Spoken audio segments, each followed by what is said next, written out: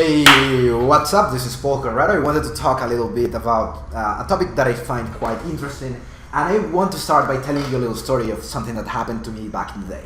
So, when I was probably 14, 15 years old, I was playing a national championship, and I lost one of my games. I was playing decently, and then I lost. So my trainers came and they said, well, let's analyze what happened. I kind of felt like shit because I didn't play a perfect game. Usually, back in the day, I used to be extremely perfectionist. I wanted everything to be the perfect way. I remember that if I didn't have the best grades on school, I didn't feel good. I felt really stupid at this game, and we went to analyze the game. So two trainers sit down in front of me with a board, and we are seeing the game. So we get into the critical position where I made a mistake that basically cost me the game. We sat down and we were analyzing stuff. They said, why didn't you make this move? And I go like, because that's too simple, that's not gonna work. And they go like, what are you talking about? And then I went and I explained to them. I said, I didn't make this move because of this, and this. I was considering that this was gonna happen, this is gonna happen, this is gonna happen. My bishop in this diagonal, my pawn structure, my rooks, everything is gonna go like this, and then this is gonna happen, and and this is why I made this move, which was a mistake. But then they said, no, wait a second, shut the fuck up. This is what you should have done. And I go and I told them, no, what are you talking about? This is too simple. This is not gonna fly.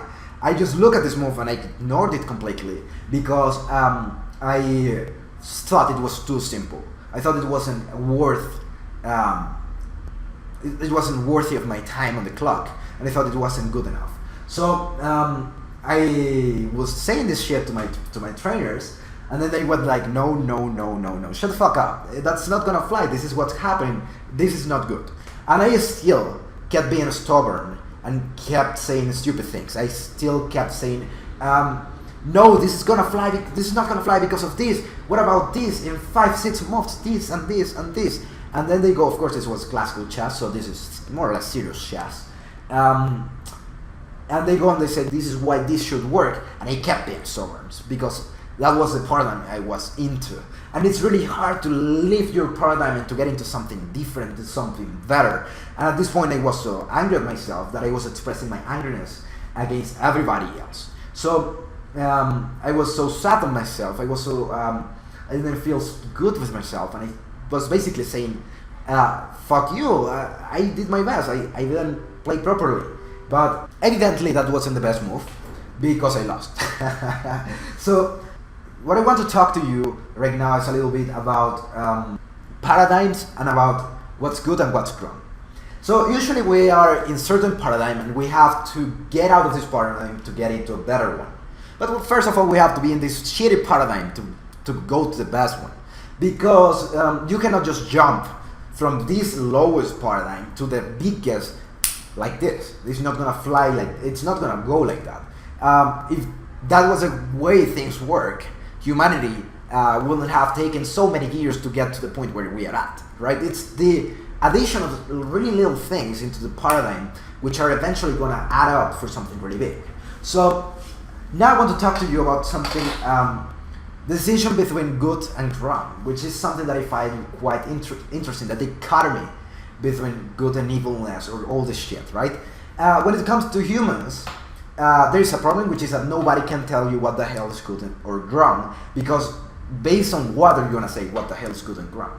You can say something is good in terms of biology, right? Because you want to survive and to reproduce, therefore you act in this way, otherwise you get extinct. That's not gonna fly for you as an individual, as biological entity, right? That's a way of Darwinism to look at it. That's really cool. But it's not necessarily to say that it is good in terms of morality and ethics and all this bullshit, right?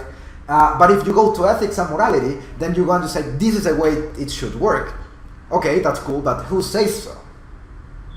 I say so.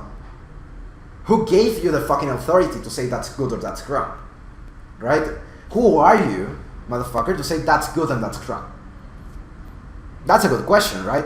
And the whole law system and the whole social system is based on this shit. So basically the way it works, at least in human terms, is that there is a person. This person comes one day and says, oh, you know what, this is the way you should look at things, motherfuckers. And then basically he sells his story to many people. And then many people adopt it. And then they start to marginalize or to get to ostracize people who are not into this paradigm. Therefore, the paradigm keeps growing and growing and growing. And eventually it's a paradigm which is accepted in the majority of the population, and this is the way it works. And therefore, something that's good is defined as good, something that's wrong is defined as wrong. This is a mechanism which is horrendous because we have seen through years and through history that many people have done stupid things due to this shit. Because then one day somebody comes and says, this is the proper way to do things, let's kill these other people, yay! And then everybody starts to kill everybody, and that's not really cool, right? Well, that's a mechanism how it works in human terms, right? If something is sold enough times, you have the truth. You can study this shit, and this is something that it's quite interesting. When it comes to law, you might say many things as well. Who decides what the hell is going on? Who decides if there should be a state? Who decides if we should all work in harmony? Why is all the shit the way it is supposed to be? Or there are so many questions, right? And then you should have an argument about what's good and what's wrong, because humans, we come to life and we do not have a purpose beyond the biological purpose of surviving and reproducing, of course. But beyond that, who is going to tell you how you should live?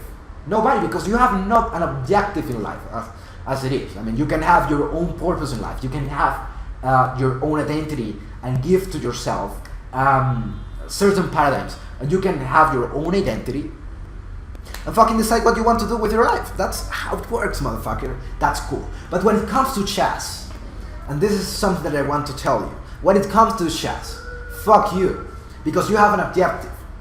And you cannot see chess, or well, you can, but it's not gonna fly. I'm gonna talk about pragmatism here.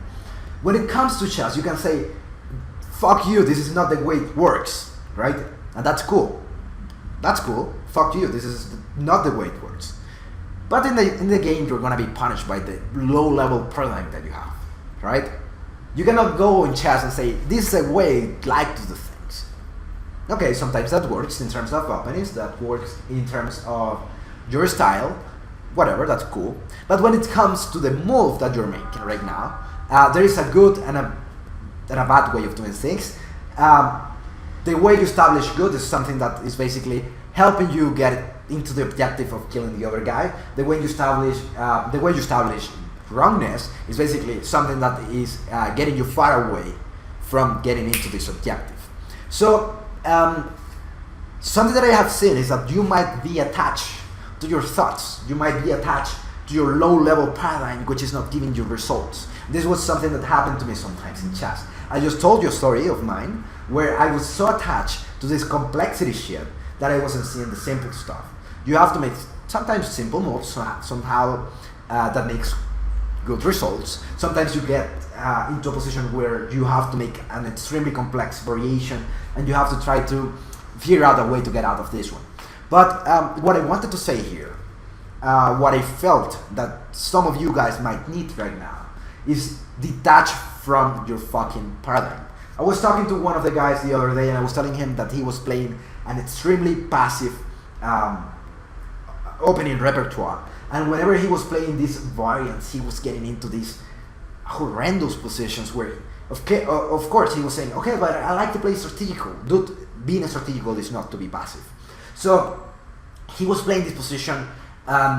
He would say something like, no, but I like this position because of this. And you go like, dude, do you realize that what you're doing is passive? It's passive because you're not trying to fight for the game. You're expecting the other guy to make the moves. You're not acting upon the position. You're reacting to the other guy. And that's not good for your position. The guy goes like, no, dude, this is what I do because this is the way I like to do whatever. Okay, that's cool in human terms, where you can actually have a vote on whatever you want to do with your life. Do you want fucking anarchy? Do you want to live in the fucking forest? Do you feel like your goal is to feed the hungry? Do you feel like your goal is to do this other shit? That's cool. But in chess, we're pragmatic, motherfucker. We're pragmatic. I commit mistakes all the time. People commit mistakes all the time. The difference is, why are you committing the mistakes, right? So detach from your fucking low-level paradigm. Go to a fucking highest paradigm. And that's what it is. Do not get attached to the things that you are right now. Because you're not going to be what you are right now in the future. You're going to change. And you can decide whether you can stay stagnant, or you can stay stuck in this low-level paradigm, or you can just fucking flow and grow up.